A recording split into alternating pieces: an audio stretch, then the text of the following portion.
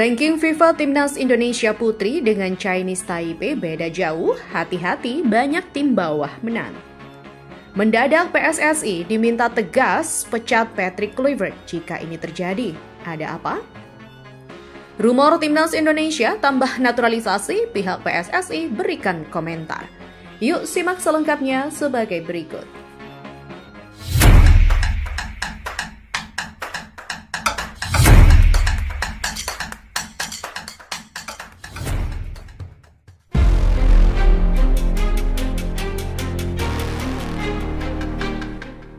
Status sebagai tuan rumah Grup D kualifikasi Piala Asia Putri 2026 membuat Timnas Indonesia Putri diunggulkan untuk mendapatkan satu-satunya tiket ke Piala Asia Putri 2026 di Australia.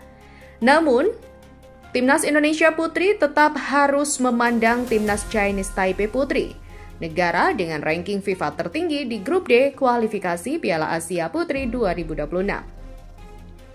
Selain Timnas Indonesia Putri dan Chinese Taipei Putri, dua kesebelasan lain yang menghuni Grup D kualifikasi Piala Asia Putri 2026 ialah Timnas Kirgistan Putri dan Timnas Pakistan Putri. Ranking FIFA terbaru per 12 Juni 2025 menempati Chinese Taipei Putri di posisi ke-42, Timnas Indonesia Putri ke-95, Kirgistan Putri ke-136, dan Pakistan Putri ke-157. Pelatih Timnas Indonesia Putri, Satoru Mochizuki, percaya bahwa tim yang berada di bawah tidak melulu kalah melawan skuad yang berada di atasnya. Sudah banyak contohnya di dunia sepak bola. Tim berjulukan Garuda Pertiwi itu bakal berkancah di Grup D kualifikasi Piala Asia Putri 2026 di Indomilk Arena Tangerang pada 29 Juni hingga 5 Juli 2025. Kalau kita lihat sejarah sepak bola, dimanapun banyak sekali kejadian tim yang lebih di bawah bisa menang dari tim yang lebih di atas. Imbu Mochizuki dalam konferensi pers sebelum pertandingan. Tapi kami ingin berjuang, bukan hanya bisa menang hanya dengan keberuntungan, tapi kami ingin bisa menang dengan perjuangan yang kami lakukan. Ucap Mochi, karibnya disapa. Hanya juara grup yang terdiri dari grup A sampai H yang bisa lolos ke putaran final Piala Asia 2026 di Australia. Maka dari itu, Timnas Indonesia Putri wajib mengungguli Chinese Taipei Putri. Berita selanjutnya, mertua Pratama Arhan, Andre Rosiade, mendesak Ketua PSSI Erick Thohir untuk memecat Patrick Kluivert jika Timnas Indonesia gagal lolos ke Piala Dunia 2026. Pria yang juga penasehat Semen Padang itu tidak ingin Erick Thohir menerapkan standar ganda dalam melakukan penilaian terhadap pelatih Timnas Indonesia.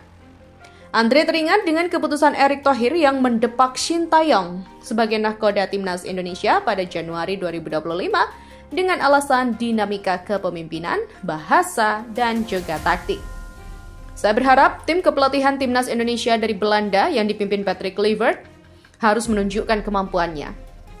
Buktikan bahwa pilihan Pak Erick Thohir mengganti Shin Taeyong itu benar-benar pilihan yang benar, ujar Andre di sela-sela Andre Rosiade Cup di Asiap Training Ground Sentul, Kabupaten Bogor pada Sabtu 28 Juni 2025. Kalau gagal di putaran keempat, menurut saya Kluivert dan kawan-kawan harus dipecat. Itu konsekuensi Pak Erick Thohir memilih memecat Shin Taeyong dalam rangka untuk prestasi yang lebih baik. Apa? Lolos langsung ke Piala Dunia 2026, ucap Andre. Andre menilai bahwa Kluivert telah mendapatkan banyak fasilitas dari PSSI, termasuk tim kepelatihan yang gemuk dan mayoritas berasal dari negeri kincir angin. Kalau Kluivert tidak mampu, ya harus dipecat. Apalagi dukungannya luar biasa. Staf kepelatihannya dari Belanda ada 14 orang. Kemana-mana naik bisnis kelas, luar biasa dukungan PSSI. Tidak lolos ke Piala Dunia 2026, pecat. Menurut saya nggak ada gunanya.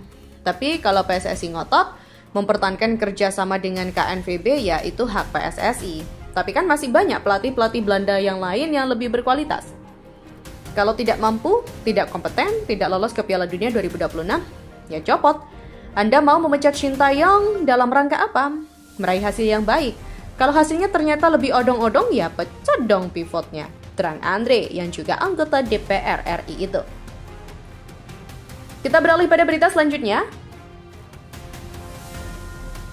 Beberapa hari terakhir beredar rumor bahwa timnas Indonesia berencana menambah amunisi pemain keturunan atau naturalisasi jelang babak round 4 ajang kualifikasi Piala Dunia 2026 zona Asia. Melansir dari akun Instagram @arsiptimnas, rumor ini sendiri memang tak diketahui asal-usulnya, mengingat sejauh ini belum ada konfirmasi dan berita terbaru mengenai persiapan timnas Indonesia jelang berlaga di babak round 4. Menanggapi rumor tersebut, salah satu anggota Komite Eksekutif atau Exco PSSI, yakni Arya Sinulinga, akhirnya memberikan komentar terkait kabar itu. Melansir dari akun Instagram pribadinya, arya.m.sinulinga, pria yang kerap menjadi juru bicara PSSI kepada awak media ini menyebut belum tahu mengenai rencana tersebut. Dirinya juga menyebut rencana itu bisa saja terjadi, tetapi bisa juga tidak.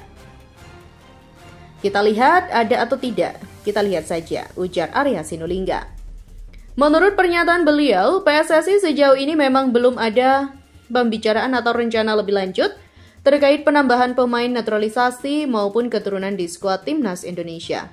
Namun seperti yang sudah terjadi sebelumnya, kemungkinan proses naturalisasi tersebut akan dikembalikan kepada pelatih timnas Indonesia, yakni Patrick Kluivert yang menyesuaikan dengan kebutuhan tim saat ini.